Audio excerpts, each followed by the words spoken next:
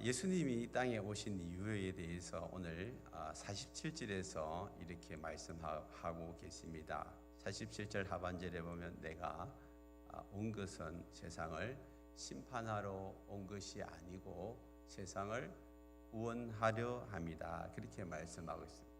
이처럼 예수님이 오신 목적을 분명하게 이야기한 구절이 몇 없습니다.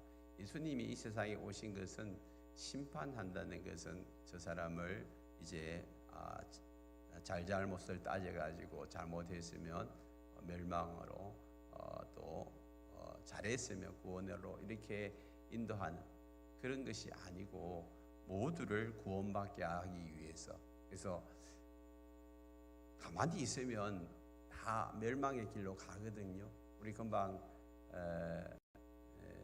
찬양했잖아요. 가만히 있으면 어떻게 된다고요? 멸망의 길을 다 가기 때문에 구원의 문을 여셔가지고 그 구원으로 인도하기 위해서 예수님이 오셨는데 그 구원의 문이 딱 닫혀버리면 이제 더 이상 소용이 없는 거죠. 그래서 예수님이 이 땅에 오신 이유는 멸망시키려고 오신 것이 아니고 뭐하러 오셨다고요? 구원하러 오셨다. 구원하러 오셨다. 근데 오늘 47절에 보면 사람이 내 말을 듣고 지키지 아니할지라도 심판하지 않겠다. 예수님이 말씀하시는데도 예수님의 말씀을 안 지켜. 그런데도 불구하고 심판하지 않겠다. 그러면 이 말씀을 언뜻 잘못 해석하면 내 마음대로 살아도 되겠네? 예수님이 심판하지 않는다고 하셨으니까 그럼 내 하고 싶은 대로 마음대로 살아도 되겠다라고 생각하는 분들이 계실 수 있는데 그게 아니고 무슨 말씀입니까? 말씀을 듣고 지키지 아니할지라도 듣고 지킬 때까지 기다리겠다는 거예요. 기다리겠다. 그래서 다시 회개하고 돌아올 때까지 주님은 지금 구원의 기회를 주시겠다는 그 말씀이잖아요. 그게 사실은 벌써 2000년이 지났어요. 2000년. 예수님이 오시고 난 다음에 2000년이 지났는데 그때까지 지금 주님이 기다리고 계시는 거죠. 2000년이 지났는데 예수님이 심판하지 않았으니까 이제 뭐 심판하시겠냐 그렇게 생각하실 수 있어요.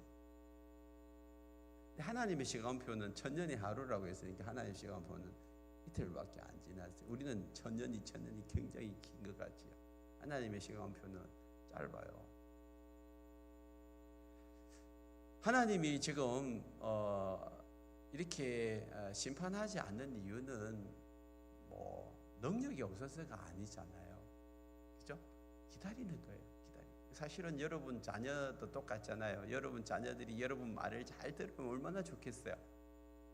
말 듣는 자녀들은 너무 착하고 좋아요. 근데 말 안 듣는 자녀들이 많아요. 그죠? 시키는 대로 안 하고 하라는 대로 안 하면 여러분들 그냥 당장 그냥 혼쭐을 내고 야단을 치고 벌을 주고 막 그래 가지고 아이를 돌이킬 수도 있겠지만 여러분 그건 잠시잖아요. 진짜 자기 마음을 돌이켜가지고 부모님 말씀에 순종할 때까지 부모님들이 어떻게 해요? 기다리잖아요. 또 기다리고 또 인내하고 왜 그래요? 성경에 보니까 인내는 사랑이랬어요.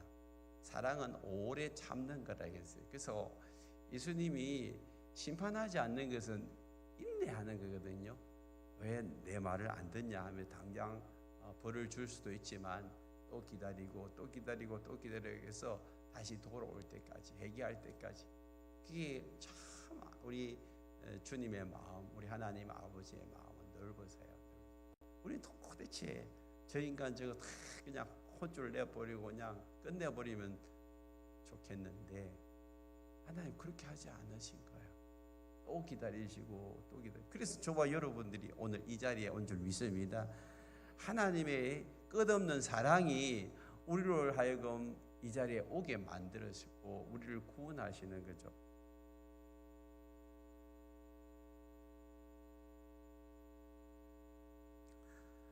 왜 우리는 하나님의 말씀을 그렇게 지독스럽게 안 듣습니까? 예수님을 믿고 구원함에 이르는 길이 있는데도 불구하고 왜 이 길로 들어오지를 않습니까? 몰라서 그래요. 지난주도 살펴봤지만 처음에 너무 몰라요.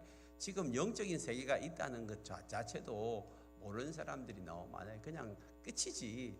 사람이 죽으면 끝이지. 뭘 천국과 지옥이 있냐. 그건 만들어낸 것이다. 가설이다. 그렇게 생각하고 있고, 또 한편으로는 아니야. 다른 종교에서는 환생한다고 하잖아요. 사람이 이제 착하게 지내면 짐승으로 환생을 하고 소, 돼지 됐다가 또 소돼지가 사람 됐다가 이건 아닌 것 같아요. 그죠? 이거는 뭐 진짜 이런 건 아니고. 그렇다면 죽으면 끝인가? 아니면 또 다른 세계가 열리는가?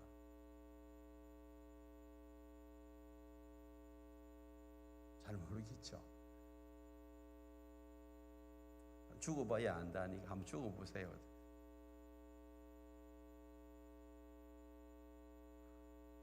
여러분, 근데 우리가 죽기 전에 정말 신뢰할 수 있는 분이 우리에게 말씀하신다면 그거 믿잖아요. 여러분들이 다 보고 믿는 거 아니잖아요. 다 알고 믿는 거 아니잖아요. 세상의 지식 보십시오. 여러분들이 뭐 언제 이순신을 봤어요? 세종대왕을 봤어요? 근데 듣고 책에 있으니까 그냥 믿고 있잖아요. 여러분, 그런 책들보다 더 신뢰할 수 있는 책이 뭐냐면 성경책입니다. 이 성경책은 성경책이 기록된 그 해부터 지금까지 베스트셀러예요. 한 번도 놓친 적이 없어요. 그 많은 사람들이 신뢰하고 읽고 믿고 있는 그 성경책에 기록되어 있는 말씀이라면 그냥 내 생각 내려놓고 한번 믿어보는 거죠. 믿어보는. 다 우리가 바보라서 성경책을 믿는 거 아니잖아요. 여러분, 세계에서 최고의 그런 천문학자들, 또 물리학자들, 또 세계에서 어떤가는 그런 박사들이 바보라서 예수를 믿습니까? 아니잖아요.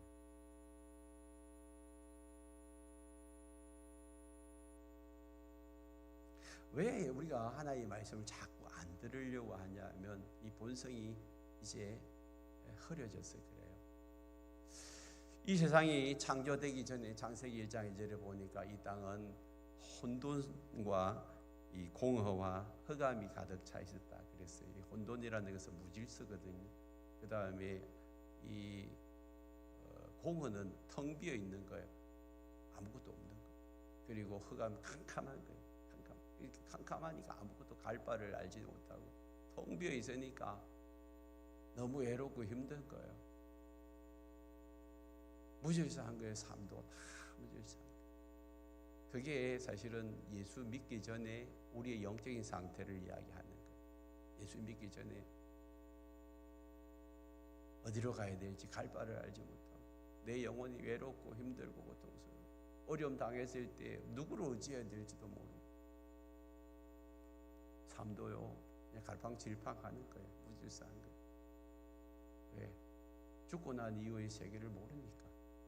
이 땅에서 그냥 잘 먹고 잘 살고 잘 먹고 그냥 부자로 살면 그게 최고라고 생각하는 그런 물질 만능주의에 살고 있으니까 길을 모르는 거예요.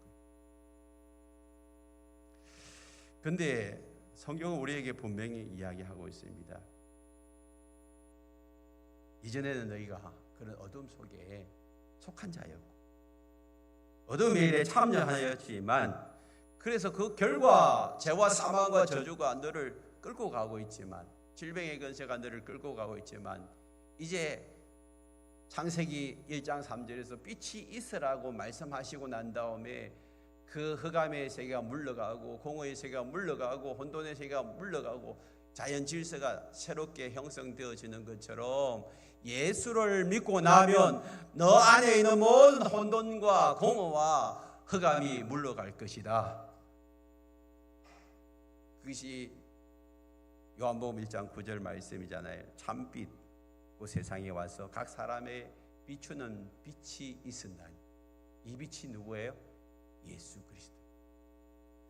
그가 세상에 계셨음에 세상은 그로 말미암아 지은 바 되었으니 그 세상이 그를 알지 못하였고 그 빛 대신 예수 그리스도가 우리 가운데 왔지만 여전히 캄캄하고 혼돈스럽고 흑암 가운데 답답한 인생을 살아가고 있는 그 사람들은 이 빛을 아직도 그 마음속에 비춤 받지 못하기 때문에, 그러나 예수 그리스도를 믿고 예수 그리스도를 영접하는 자들은 그 빛이 내 안에 확 들어와 버렸어요.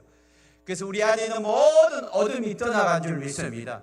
더 이상 혼돈스러운 삶을 살지 않습니다. 이제는 질서 있는 삶을 살기 시작합니다. 외롭고 고독하고 공허하고 힘들고 답답하고 이런 것들이 예수 그리스도를 믿음으로 말미암아 떠나가는 줄 믿습니다. 그리고 우리에게는 밝은 빛이 보이기 시작합니다. 갈 바를 알기 시작하는 게 갈 길이 보이는 거예요. 얼마나 좋은지 얼마나 좋은지. 우리는 지난주에도 살펴봤잖아요. 지난주에 이런 말씀이 있었어요. 35절에 보니까 예수님이 이르시되 아직 잠시 동안 빛이 너희 중에 있으니 빛이 있을 동안에 다녀 어둠에 붙잡히지 않게 하라. 이 빛이 누구라고요? 예수님. 요한복음에 나오는 빛은 예수님이에요. 마치 어둠 속에 빛이 확 비춰지듯이 예수 그리스도의 빛이 여러분 영혼 속에 확 비춰지기 시작하면 여러분 안에 있는 답답하고 힘들고 어두운 가운데서 헤매 있는 것들이 다 떠나가는 줄 믿습니다. 왜 그렇게 힘들게 살아요? 왜 그렇게 답답해요? 왜 그렇게 우울해가지고 밤에 잠도 못 자고 불안하고 초조하고 이런 삶들을 왜 살아요? 여러분 안에 빛이 비춰지지 않았기 때문에요. 그래서 밤새 힘들게 불면증에 걸려 잠을 못 자다가 이제 햇빛이 비춰지면 이제 마음이 안심이 되고 그때서 잠이 와.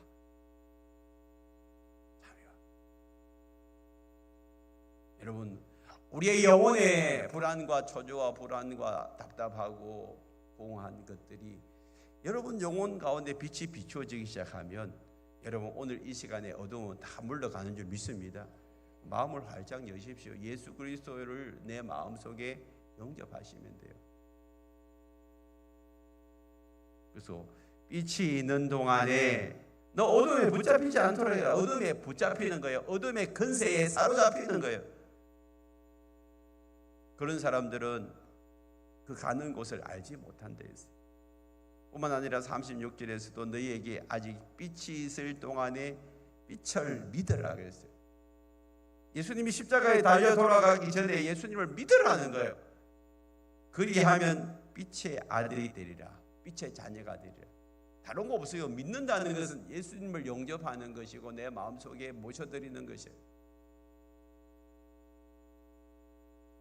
저는 요즘도 계속해서 제가 외치고 있는 것이 있습니다.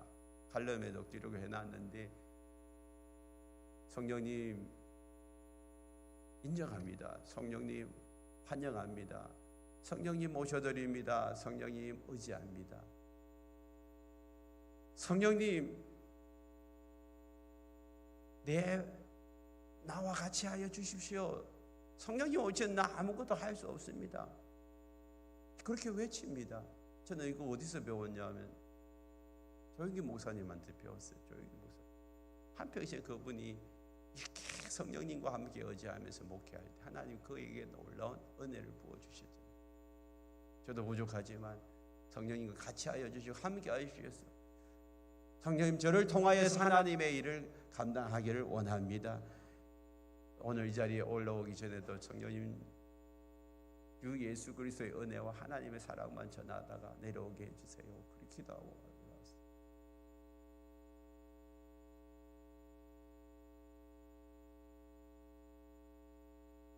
네가 비쳐 있는 동안에 빛을 믿어라. 그리하면 그 빛이 너에게 들어와서 너도 빛의 아들이 될 것이고 너를 통하여서도 빛이 드러날 것이다. 우리는 빛의 본체는 아니지만, 우리는 발광체는 아니지만 그 빛을 비추는 반사체는 될 수 있다.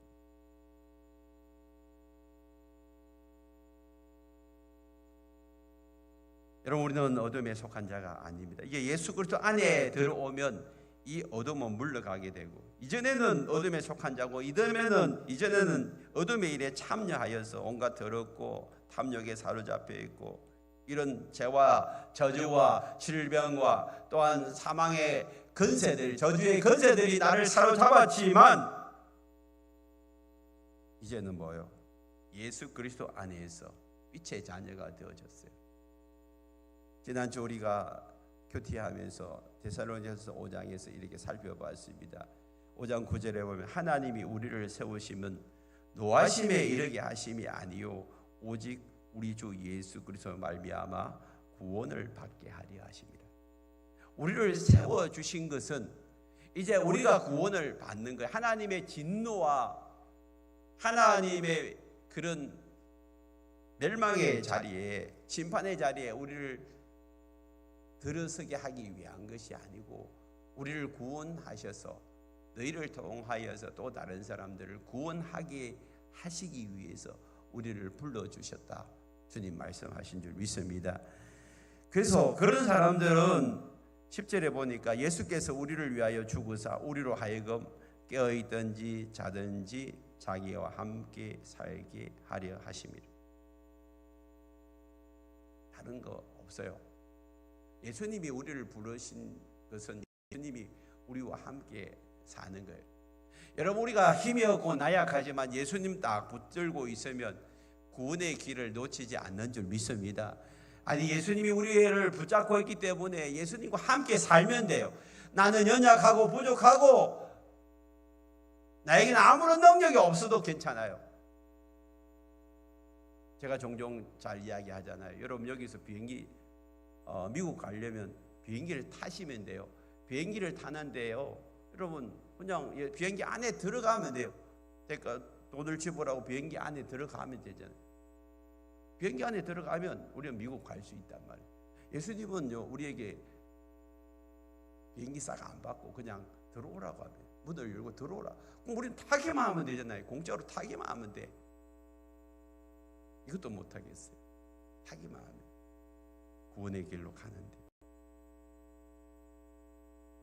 주님은 우리를 위해서 모든 대가를 다 지불하시고 이제 우리를 구원의 길로 인도하셨고, 내가 그 예수님을 영접하면 예수님과 함께 살기를 원하세요. 살면 돼요. 주님과 함께 살면 돼요. 예수를 믿는 것은 예수님과 함께 사는 거예요. 마치 두 남녀가 결혼하고 함께 사는 것처럼 예수님이 우리와 함께 살고 싶은 거예요. 살고 싶은. 갈라디아서 2장 20절에서도 이렇게 이야기합니다. 내가 그리스도와 함께 십자가에 못 박혔나니 그런즉 이제는 내가 사는 것이 아니요 내 안에 그리스도께서 사시고. 나는 예수를 통하여서 이제는 십자가에 못 박혀 죽으신 그 예수님과 함께 여러분 사는 거예요. 사는 거예요. 내가 그리스도와 함께 사는 거예요. 내가 그리스도와 함께 사는 것은 이제 여러분 어떻게 해요? 내가 이제 육체 가운데 사는 것은 나를 사랑하사 나를 위하여 자기 자신을 버리신 하나님의 아들 예수님이라고 말씀하시면 되는데, 육체 가운데 사는 것은 예수님과 함께 사는 것이고 예수님을 믿는 믿음 안에서 같이 산다, 그렇게 말씀하시면 되는데, 예수님을 뭐라고 표현하고 있습니까? 나를 사랑하신 분, 그리고 나를 위하여 자기 자신을 버리신 분, 하나님의 아들이신 분, 세 가지를 이야기하고 있어요. 그 쭉 한 줄로 다.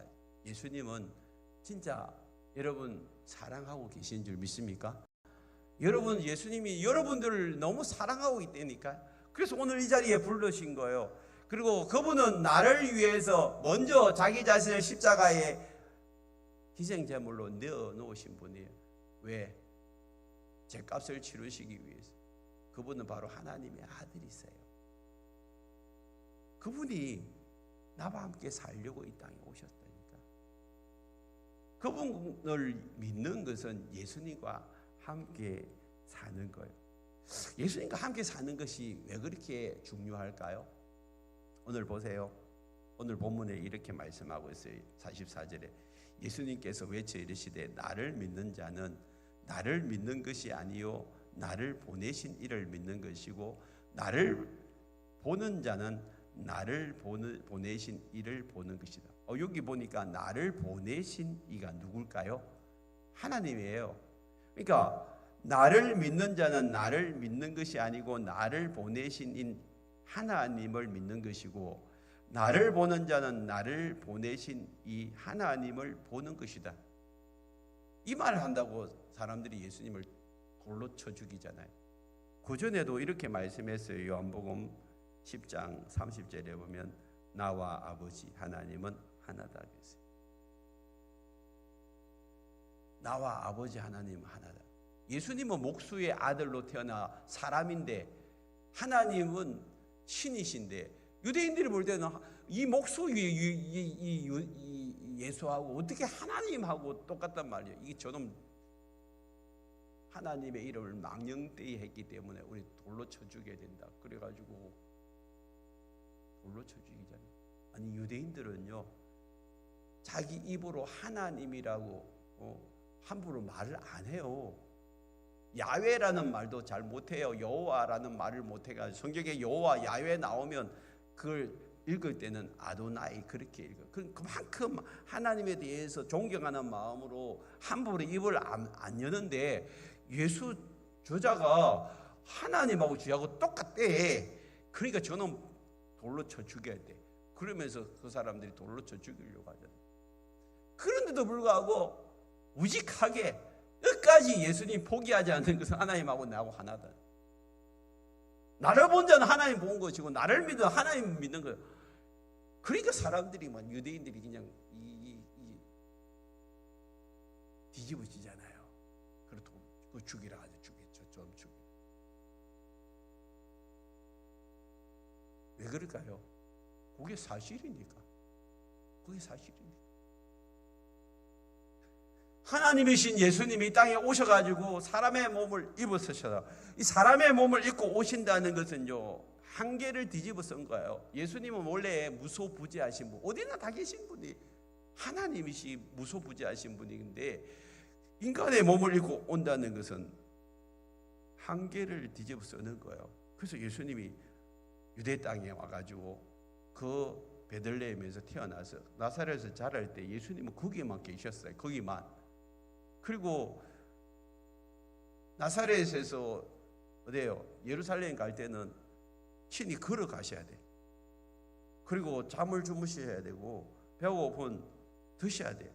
하나님은 그런 분 아니거든요. 안 드셔도 되고 안 주무셔도 되고 그 시공간을 초월하신 분인데 예수님이 사람의 몸을 입고 와가지고 피곤하면 주무셔야 되고 배고프면 드셔야 되고 멀리 가려면 차가 없으니까 걸어가셔야 되고 스스로 그 한계 속에 갇혔다니까. 그러다 보니까 하나님이 없이는 이제 이 일들을 잘 감당하지 못하니까 하나님이 말씀하시고 힘 주시고 능력 주셔가지고 그 일들을 다 감당하는 거예요. 그리고 로마서에 보면 예수님을 맏아들이라고 했어요.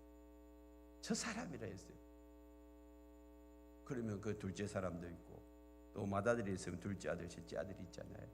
그게 누구냐 하면 바로 저와 여러분. 오늘 하나님이 예수님과 하나됨으로 인해 가지고 어떤 일들을 하셨어요. 놀라운 일들을 펼쳐내시잖아요. 펼쳐내지. 그 일들은 하나님의 능력이 그 안에 들어오셔서 가능한 것이에요. 우리도 그런 일들을 감당하게 하기 위해서 우리 안에 예수님이 오시는 거거든요. 예수님이 오심으로 인해 가지고 에베소 5장 8절에는 너희는 전에는 어둠이더니 어둠의 영역에 속하여서 인간의 한계에서 벗어나지 못하고 계속해서 어둠 속에서 헤매던 너희들이었는데 이제는 주 안에서 뭐라고요? 빛이 됐어요. 그리고 빛의 자녀들처럼 행하라. 할렐루야. 예수님이 빛이라면 예수님처럼 너희들도 빛이 되어졌고 빛의 자녀들처럼 행하라. 데살로니가전서 5장 5절에서 이렇게 이야기합니다. 너희는 다 빛의 아들이요 낮의 아들이라. 우리는 밤이나 어둠에 속하지 아니했다. 우리는 빛의 아들이 됐다는 거예요. 빛의 아들이 됐다는 것은 무슨 말이죠? 요한복음 14장 10절에서 12절 이렇게 말씀합니다. 내가 아버지 안에 거하고 아버지는 내 안에 계신 것을 너희가 믿지 아니하느냐. 계속해서 예수님 말씀하시잖아요. 나는 하나님 안에 거하고 하나님은 내 안에 거하신다. 이 둘이 하나 됐다는 이야기를 계속하고 계시거든요. 그러니까 10장에서도 이야기하고 12장에서도 이야기하고 14장에서도 계속해서 돌로 치려고 해도 죽이려고 해도 상관하지 않고 예수님은 계속해서 나하고 하나님 하나다.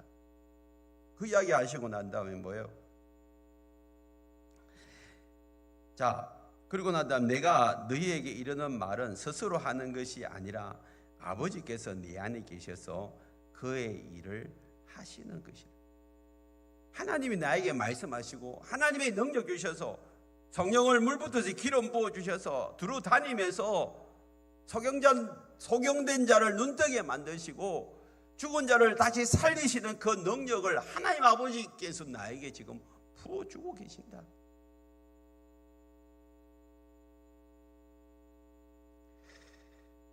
(11절) 말씀에서도 내가 아버지 안에 거하고 아버지께서 내 안에 계심을 믿어라. 그렇지 못하겠거든 행하는 그 일로 말미암아 날 믿어라. 예수님이 행하시는 그 죽은 자를 살리시고 38년 된 병자를 고치시고 오병이어로 5천 명을 먹이시고 12회를 앓는 여인을 고치시고 막 수많은 일들을 하는 이 일을 통하여서 지금 내가 목수의 아들로 태어난 예수가 아니라 하나님과 하나 되어서 하나님의 일을 감당하고 있는 예수로 너희들은 믿으라는 거예요. 믿으라. 뿐만 아니라 이제 예수님이 하시고자 하시는 것은 14절 말씀, 12절 말씀인데 내가 한번 같이 읽어볼까요? 시작. 내가 진실로 너희에게 이르노니 나를 믿는 자는 내가 하는 일을 그도 할 것이요 또한 그보다 큰 일도 하리니 이는 내가 아버지께로 가니. 요거 말씀하시려고 그래요. 진실로라는 것은 강조하는 거거든요. 내가 너희들에게 말하는데 나를 믿는 자는 내가 한 일도 한다. 나와 하나님이 함께해서 큰 역사를 이루어내고 많은 영혼들을 구원해내는 이 일을 너희들도 지금 할 수 있다. 그리고 내가 한 것보다 더 큰 일도 할 수 있다. 나는 지금 십자가에 못 박히고 부활해서 아버지 하나님이 계신 곳으로 갈 것인데 이제 내가 너희들을 이곳에 남겨두고 너희들과 내가 하나가 되어진다면 내가 한 일도 할 것이고 봐라 내가 하나님과 하나 되어서 하니까 이 놀라운 일들을 하고 있지 않냐. 너희들도 똑같다. 너희들도 나와 함께 하면 내가 한 일도 너희가 할 것이고 나보다 더 큰 일을 할 것이다. 할렐루야. 그렇잖아요. 이걸 믿으라는 거예요. 이걸 믿으라. 여러분 예수님이 땅에서 오셔서 하신 사역들은 우리의 모델입니다. 모델. 하나님과 내가 하나 되어서 이 일을 하면 너희들이 하나님이 행하시는 그 일들을 나타내 보여 사람들이 너희를 통하여서 하나님이 누군가를 알게 될 것인데 너희들도 똑같다. 나를 믿으면 내가 한 일을 너희들도 하게 만들어 줄 거야.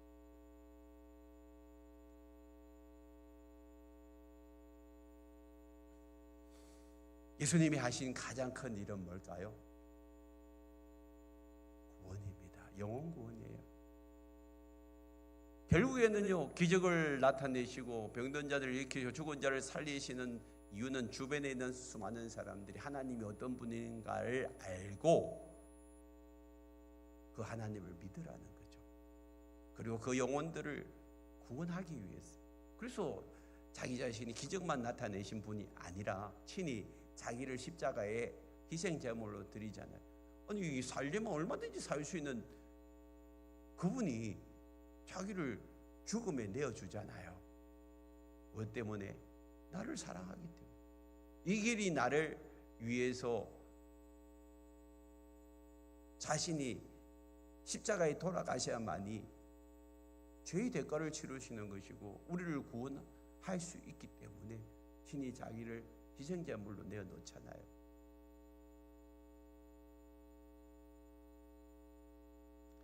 오늘 우리를 주님께서 부르신 이유가 바로 이겁니다. 예수님이 하신 그 일을 너희들도 그대로 한번 따라해봐라. 예수님이 이 땅 가운데서 하신 그 보십시오. 다시 9절을 보세요. 내가 내 자의로 말한 것이 아니요 나를 보내신 아버지께서 내가 말할 것과 이룰 것을 친히 명령하여 주셨다. 예수님이 땅에 오셔서 늘 하신 것은요, 아침 일찍 일어나가지고 기도하시면서 오늘 하루 제가 뭘 해야 되죠? 어떻게 해야 되죠? 그러면 오늘 사마리아 땅에 가서 수가성 여인을 만나라. 오늘 삭개오 집에 가서 삭개오를 만나라. 오늘 가나안 여인 만나라. 주님이 말씀하신 대로 그냥 하나님이 세워주시는 그 설계도대로 그냥 다 따라 행하였다는 거예요. 내가 말하는 것도 내 마음대로 말하는 것이 아니라 하나님이 말씀하라는 것 그대로 하는 거예요. 이게 예수님이 하신 거죠. 예수님. 여러분, 좋은 설교자가 어떤 설교자입니까? 막 이렇게 관중들을 웃기고 개그처럼 막 하는 그 사람이 좋은 설교자입니까? 그런 거는요, TV 개그맨들이 하는 거 보시면 돼요. 설교는 그렇게 하는 거 아니잖아요. 기도하면서 하나님이 목회자에게, 설교자에게 하라고 하시는 그 말씀을 깊이 묵상하고 그 말씀을 풀어내는 것이 설교자 아니에요. 저는 여러분들을 잘 웃기지를 못해요. 그렇지만 제가 잘할 수 있는 것은 하나님 앞에 기도하면서 하나님이 오늘 여러분들에게 뭘 말씀하시기를 원하시는지 그거 잘 듣고 그걸 설명하는 거죠. 제가 오늘 본문을 가지고 깊이 묵상하면서 지난주부터 계속해서 하나님께 물어볼 때 주님이 47절 말씀을 가지고 내가 온 것은 세상을 심판하러 온 것이 아니고 세상을 구원하려고 왔다, 이 말씀 전하라는 거예요. 그래서 제가 이 말씀을 가지고 여러분 지금 설교하고 있잖아요.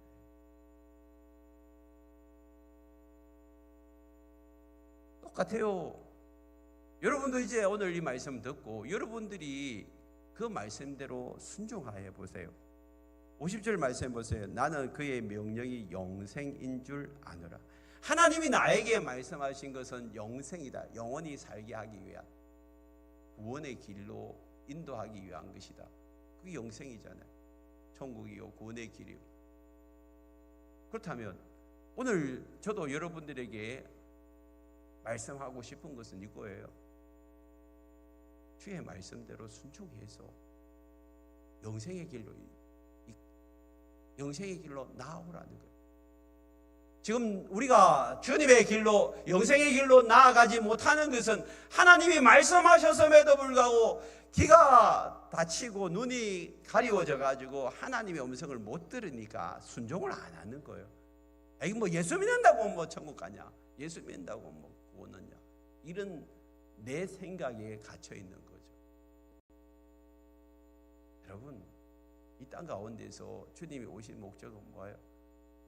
요한복음 10장 10절에서 나를 믿는 자는 뭐예요? 생명을 얻고 또 풍성한 삶으로 인도하기 위해서. 여러분, 이 땅 가운데서 예수 믿고 난 다음에 하나님 주시는 그 참된 평안과 기쁨을 여러분 맛보며 살아가야 진짜 예수 믿는 거예요. 예수. 오늘 여러분 안에 하나님 주신 이 풍성한 은혜가 있기를 축복합니다. 이거를 여러분들이 누리고 난 다음에 그 다음에 다른 사람들에게 이걸 나누셔야 돼요. 나누셔야 돼요. 누가복음 19장에 보면 그런 사람이 있어요. 그 사람 돈만 많이 모으면 행복한 삶을 살 줄 알았어요. 근데 돈을 많이 모았어요. 어떻게 해요? 어릴 때부터 못 살았으니까 수단과 방법을 통해서 그냥 다른 사람들 걸 착취해가지고 그냥 돈을 많이 쌓았는데 그게 자기에게 행복을 가져다 주지 못한다는 것을 뒤늦게 알았어요. 사람들은 자기를 비난하고 조롱하고 아이들은 돌을 던지고 뒤에서 수근수근하고 너무 외롭고 힘들었는데 예수님이 그에게 찾아갔잖아요. 사람들은 그를 손가락질하고 비난하고 조롱하지만 예수님은 사람들을 심판하기 위해서 오신 것이 아니라 구원하러 오셨기 때문에 어떤 사람도 다 만나시는 거예요. 다 만나요. 그래서 그 삭개오 찾아가가지고 예수님 만났어요.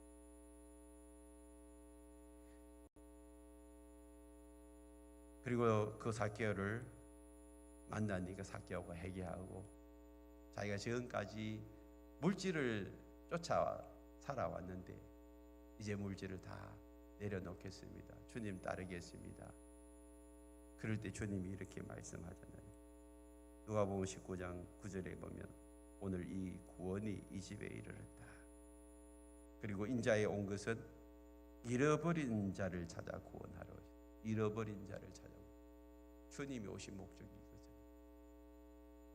여러분, 우리가 오늘부터 이제 2달 동안 또 VIP 초청 가을 행복하는 축제를 합니다. 아유, 뭐 매년 하는 거 뭐 그냥 이름 써놓고 적당하게 그냥 시간만 보내면 되지, 이런 생각으로 여러분들이 가을 행복 축제를 여러분 보내지 않기를 바랍니다.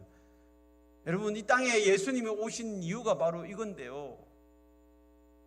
정말 우리가 죽을 병에 걸려가지고 그 병을 나을 수 있는 약을 발견했다면, 그리고 내가 나았어요.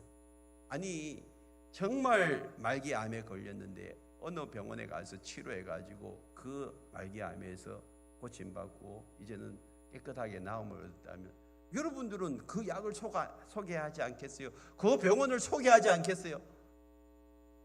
소개하지 않는 것이 죄란 말이에요. 우리가 이 땅 가운데에서 이제는 곧 얼마 뒤에는 우리가 다 죽을 테인데 영생과 영벌이 놓여있고 천국과 지옥이 놓여있는데 그걸 우리가 알고 나서 말을 하지 않는다면, 가만히 있는다면 여러분 그것도 죄 짓는 거잖아요.